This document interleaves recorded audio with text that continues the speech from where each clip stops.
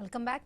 సింహాచలం క్షేత్రానికి భక్తులు పోటెత్తారు. సింహగిరిపై ఉత్తర ద్వారం తెరుచుకుంది. సింహాద్రి అప్పన్న దర్శనానికి భారీగా భక్తులు బారులు తీరారు. ఉత్తర ద్వార దర్శనానికి పోటెత్తారు. సింహాచలంలో వైకుంఠ ఏకాదశి వేడుకలపై మరింత సమాచారం మా ప్రతినిధి రాజు అందిస్తారు. ఇక ముక్కోటి ఏకాదశి పర్వదినం సందర్భంగా తెల్లవారుజాము నుంచి కూడా వైష్ణవ దేవాలయాలు కూడా భక్తులతో కిటకిటలాడుతున్నాయి.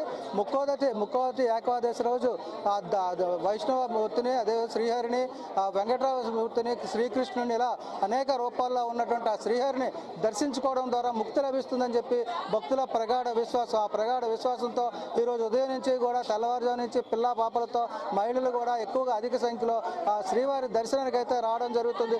ప్రస్తుతం మనం సీతమ్మదారిలో ఉన్నటువంటి వెంకటేశ్వర స్వామి కోవిల్లో ఉన్న ఇక్కడ చూసుకుంటే ఉత్తర ద్వార దర్శనం కోసం భక్తులు బారులు తీరిన పరిస్థితుంది. ఇలాగా ఆలయ అధికారులు కూడా ఇక్కడైతే ఏర్పాట్లు చేయడం జరిగింది. భక్తులకైతే ఎలాంటి ఇబ్బంది లేకుండా క్యూ లైన్లు కూడా ఏర్పాటు చేసి ఉత్తర ద్వార దర్శన భాగ్యాన్ని అయితే కలిగించడం జరుగుతుంది. ఈ నేపథ్యంలో ఈ ఆలయానికి సంబంధించి కూడా ఈ ఆలయంలో చేసిన ఏర్పాట్లు ఏ విధంగా ఉన్నాయి, అదేవిధంగా ఆ శ్రీహరిని, అదే వెంకటరామమూర్తిని దర్శించుకోవడం వల్ల ముక్కోటి ఏకాదశి రోజు దర్శించుకోవడంలో ఎలాంటి గతులు ప్రాప్తిస్తాయి, ఈ ముక్కోటి ఏకాదశికి ఉన్నటువంటి ప్రత్యేకత ఏంటో తెలుసుకునే ప్రయత్నం చేద్దాం. మనతో పాటు ఆలయ అర్చకులు వంశకృష్ణమాచార్యులు ఉన్నారు. స్వామి, చెప్పండి, ఈ రోజు ముక్కోటి ఏకాదశి అనేది తెలుగు ప్రజల అత్యంత ప్రధానమైనటువంటి రోజు, ఒక పవిత్రమైనటువంటి రోజు.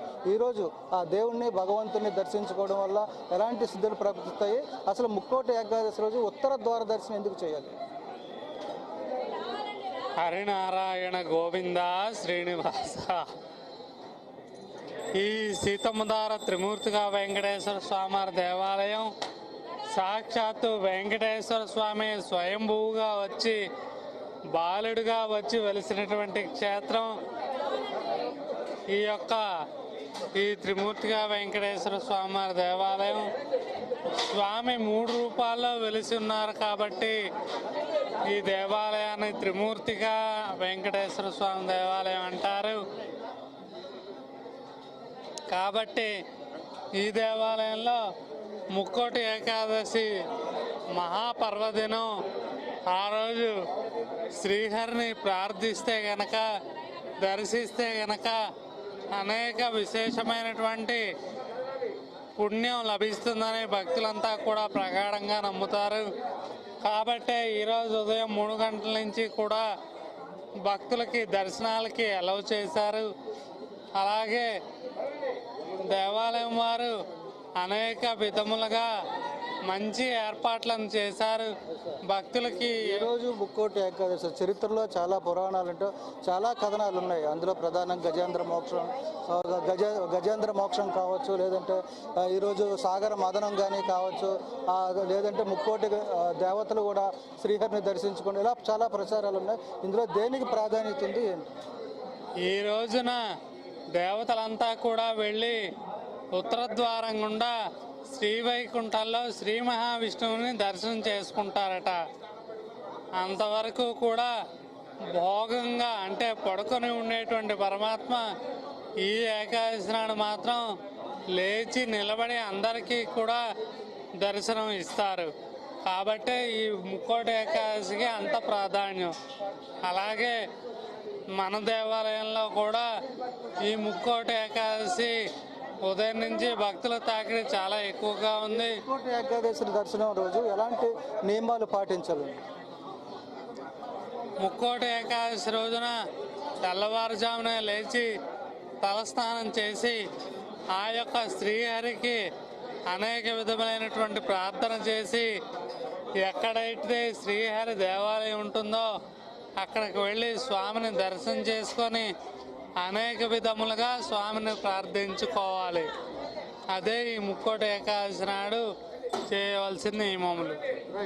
ఇక ఆలయానికి వచ్చేటువంటి భక్తులకు కూడా ఏర్పాట్లు చేయడం జరిగింది. దీనికి సంబంధించి కార్యదర్శి మనతో పాటు ఉన్నారు. మేడం, ఈరోజు ముక్కోటి ఏకాదశి ఎక్కువగా మహిళలు కూడా వస్తూ ఉంటారు. ఇటీవల కాలంలో దేవాలయాల్లో చాలా వరకు ప్రమాదాలు జరుగుతున్నాయి. ఎంత రష్ ఉండేటప్పుడు వీళ్ళకి ఎలాంటి ఏర్పాట్లు చేశారు? మీరు చెప్పింది ఖచ్చితంగా నిజమండి. గత సంవత్సరాలుగా చూస్తుంటే ఈ సంవత్సరం ఈ ముక్కోటి ఏకాదశి రోజునే కాకుండా కార్తీక ఏకాదశి కూడా అన్ఎక్స్పెక్టెడ్ క్రౌడ్ బాగా పెరిగిపోయింది. మా దేవాలయాల్లో ఎంత జాగ్రత్త తీసుకున్నా కూడా కొన్నిసార్లు భక్తులు సహకరించకపోవడం వల్ల కొన్నిసార్లు కొన్ని చోట్ల ప్రమాదం జరగడం కూడా చూసాం. ఇప్పుడు మన దేవాలయంలో కనుక చూసుకుంటే త్రిమూర్తికి వెంకటేశ్వర స్వామి దేవాలయం, ఇందాక మా అర్చక స్వామి వారు చెప్పినట్టు ఇది స్వయంభూ బాల విగ్రహం అండి. 1960లో వెలవడం, దానికి ప్రత్యేకించి ఆలయం కట్టడం, అది అనుకోకుండా పెద్ద స్వామివారు కూడా రావడం అన్నీ జరిగాయండి. సో ఇప్పుడు భక్తులకి మేము రకాలుగా 3 రకాలైనటువంటి క్యూస్ని అరేంజ్ చేయడం జరిగింది. ఎవరికి వీలుని బట్టి వాళ్ళు ఆ క్యూలో వాళ్ళు వస్తున్నారు. భక్తులకి ప్రసాద వితరణ, తర్వాత వాళ్ళకి సౌకర్యంగా వెళ్ళడానికి. అదేవిధంగా మాకు పోలీస్ శాఖ వాళ్ళు చాలా సహకరిస్తున్నారు. వాళ్ళు పోలీసుని డెప్యూట్ చేశారు, లేడీస్ని కానీ వాళ్ళు జెంట్స్ కానీ వచ్చారు. అదేవిధంగా మేము కూడా ప్రైవేట్ సెక్యూరిటీని పెట్టుకుని మాకు ఇక్కడ చాలామంది ఇక్కడి నుంచి వచ్చేటువంటి వాలంటీర్స్ ఉన్నారు. వాళ్ళు అడుగడుగున భక్తులకి సౌకర్యంగా ఉండేలాగా చేస్తున్నారు.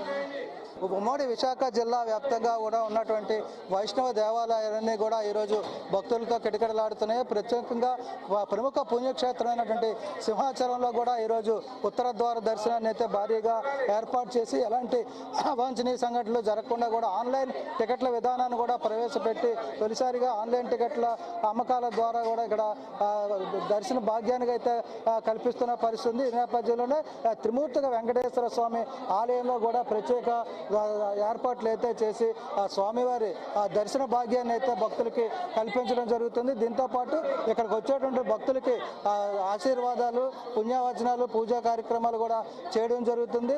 నేపథ్యంలో భక్తులు కూడా భక్తి పారవస్యంతో ఆ స్వామివారిని దర్శించుకొని తరిస్తున్న పరిస్థితిని అయితే ఈ దేవాలయాల్లో ఉందని చెప్పుకోవచ్చు. ముఖ్యంగా బారులు తీరుతున్నటువంటి భక్తులకి ఎలాంటి ఇబ్బందులు కలగకుండా కూడా ప్రముఖ దేవాలయాల్లో ఏర్పాట్లు కూడా చేయడం జరిగిందని నిర్వాహకులు కూడా తెలియజేస్తున్న పరిస్థితి.